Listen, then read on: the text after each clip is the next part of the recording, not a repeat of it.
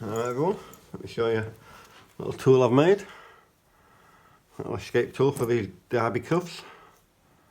And I made it from an old key, well a spare key, from this beautiful brass padlock. Don't need 3 keys. So I took one of them, took the teeth off,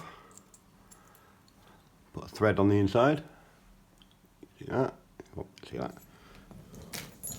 So I can screw these in. I'll tell you what. I'll show you.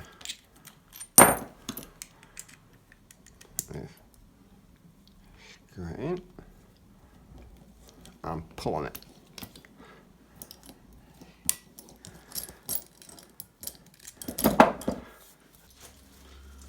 And this is how I'd use it. Screw it in, just like you would with a key. And I'll just pull down. There we go. It's hard, but it worked.